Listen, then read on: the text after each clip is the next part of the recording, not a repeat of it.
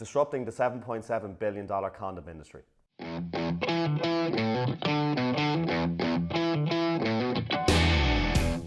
Guys, thank you so much for tuning in and joining us on today's breakfast show. Today we've got two guests in that I don't know if they'll remember when we blocked out their faces. Our die-hard fans will remember. They will. Johnny, hopefully you're putting this up on screen now.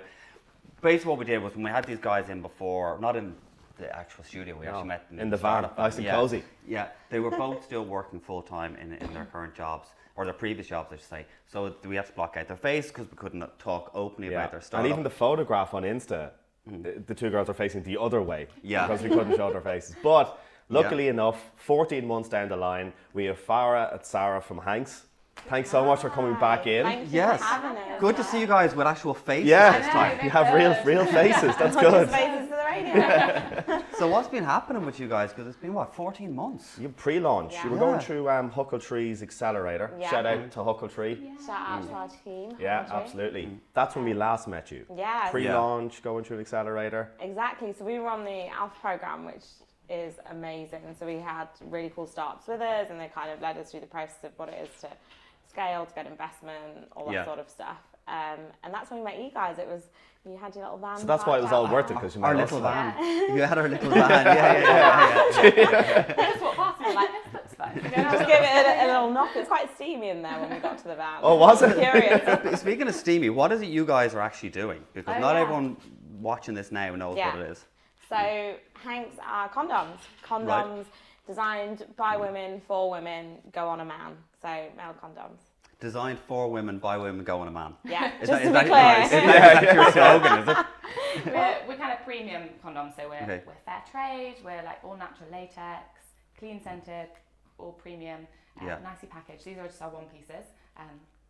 So how did this, because I haven't seen the first show we did, which you will know, but briefly, how did this whole mashup of you two happen? And then obviously we know the answer to that, by the way. So be truthful here. Yeah.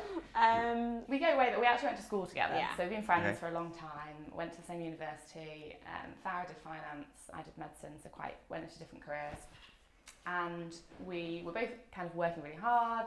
I was post nights. Farah was given a random day off because she was overworked. So we just had a boozy lunch together. Okay. So a boozy lunch? Yeah. One of the best lunches. I don't say busy lunch. Well, that's where all the good ideas come, obviously. Yeah, of course. And started talking about condoms, really. Yeah, I just started talking about condoms. So condoms anyway. Just, general chit chat. We found that actually when you go down the condom aisle, it's super embarrassing. Bright red packaging, promoting a man's conquest, the whole experience is pretty terrible. Or they're behind the counter. Yeah. So you have to ask and for that's them. the worst, and you've got to point and say which one you want. And they're like, oh, you want the extra small? And it's like, no, it's the I normal wouldn't one. know Just about that. Were you behind Mark in the shop? I don't know that problem at all. But go on, Yeah, and so we found there were a whole host of issues around the condom industry, and especially representing women. And we thought, right, we're going to do this. And then we called each other the next day and we're like, we're really going to do this. And she was like, really going to do this. That's brilliant though. It's a good point about behind the counter thing, because you get, and then people, if they don't have good English behind the counter, you have to say it 14 times as well, which is like, or just point. Them, right there. Them. And we surveyed 2,000 women and men as well. And we're like, look, if you want it, if we're going to do this, let's do it right. What exactly do you want out of a condom brand? Yeah. And people wanted something that didn't smell of latex, so like that kind of puts you off and means ours smells really nice, smells of Nivea. Actually, do you guys want to smell it? I don't know, should we? Yeah, give us a whiff of your condom. I'm telling you. Yeah. You're in for it's a like treat. a clean scent. So yeah, we kind of just surveyed, got Shove up his nose. Croissants and condoms.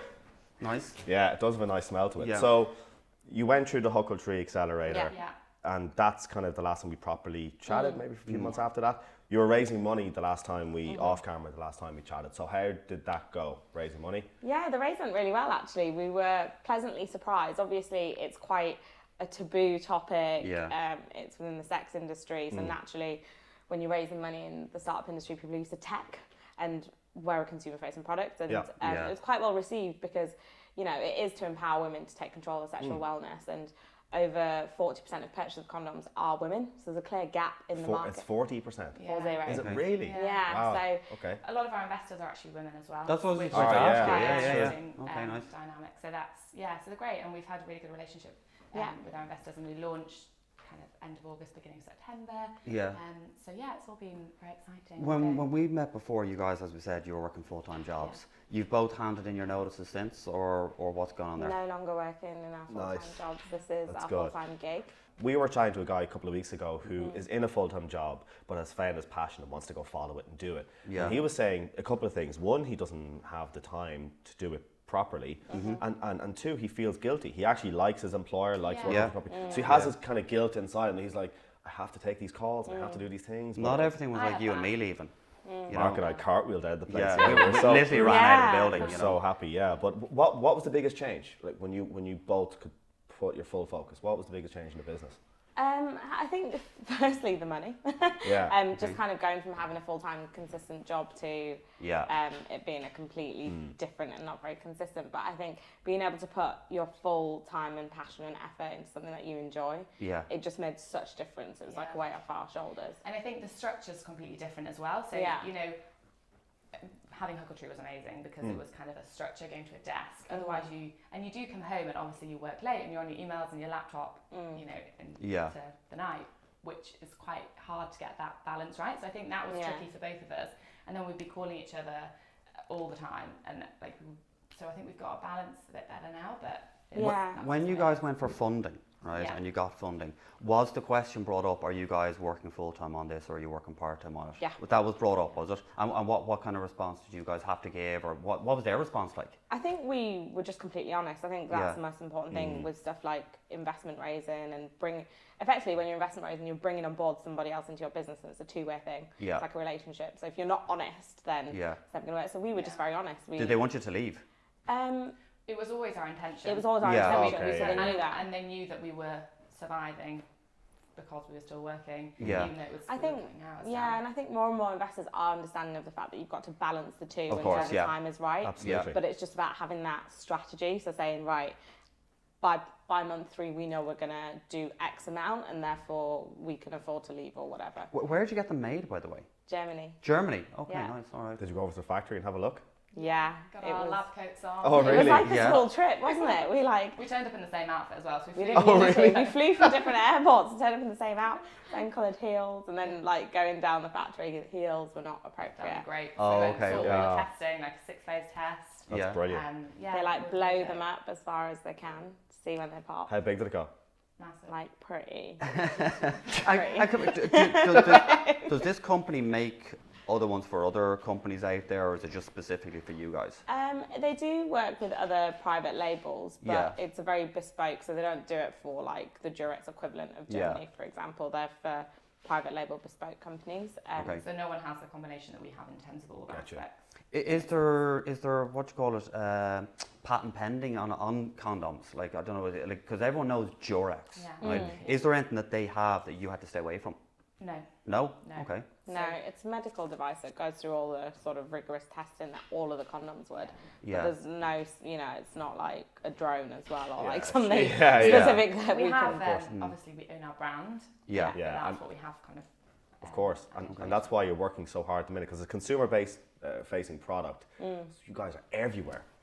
Everywhere. So like anytime you open up Twitter or Instagram, you're always doing something on a show or a podcast. Is that what it's all about for you now? Just getting the brand and the name out there by all means necessary? I love that. I think it's quite an important factor. We weren't really used to it, were we? Because for a while we were, it was mainly brand, but actually a lot of consumers and people have come to us and said that you guys are the brand as well. It's because it's your story and what you've done. So we've kind of been more on screen. Are people underestimating how difficult that is? Because it looks, obviously you two are fun, right? So I can open up Insta, it just looks brilliant. But it must be difficult having to do podcasts and do shows and come and listen to two Irish guys spout on and stuff. Or is it? Easy, I would have thought it was easy. I guess it's tiring in a way. Yeah. What? This is tiring. Okay, all right. This is great. All right. This is what we want to be. No, but it's fun and we are enjoying it. But like, there's definitely, it's not what I'm especially not used to it. I'm not used to it. Kind of like it's different. So, but we're definitely. What's the next step for Hanx? What's next up? World domination. Yes. Well done, I mate. like it. We're in Amazon soon to buy in the next well week done. or so. So Well done. Brilliant. Prime. We're still available on our shop, hanxofficial.com. Okay. You can subscribe for a discount, and a few other exciting retailers that we should be in the next kind of few weeks, months. Brilliant. Okay, great. And just before we wrap up, one bit of advice you can give to our audience who, let's say, anyone else who's out there working on a startup, who's also working on a full-time job. What advice would you give them? Go with your gut and take the plunge. Like, Okay. your gut has your best interest at heart, and even though it's really scary to make the move, if you've got a good gut feeling, you know, you've only got one life, just go and try it out. What's the worst that happens? I think that's it, going for it, because you'll regret not doing something. And, you know, you can always change your tact, you can move, you can do different things. But I also would say plan, because I know it's really boring, but like we were like, the reason we didn't leave our job straight away is because we were being tactical about it and actually doing it. Because otherwise, then we would have it wouldn't have been the right timing. So I think, planning is Good bit of advice. Yeah, Thanks, it guys. is. The timing piece is really important. We were the same, because it wouldn't have, because we went through the same thing of we should be on these calls, we should be going to these events, we can't because we're working full time. Then if we just up and left, we wouldn't have had the money to sustain what it is today. Yeah, exactly. Right. And that's where the show that we did a couple of weeks back, we were talking about what it was like when we were doing it.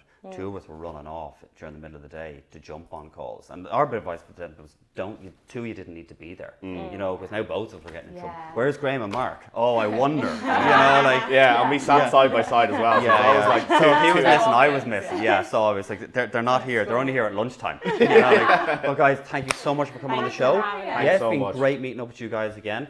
Guys, please make sure you tune in tomorrow at 8:30 as well. Make sure you like our Twitter, Facebook, Instagram. Thanks so much, guys. Bye-bye. Take care.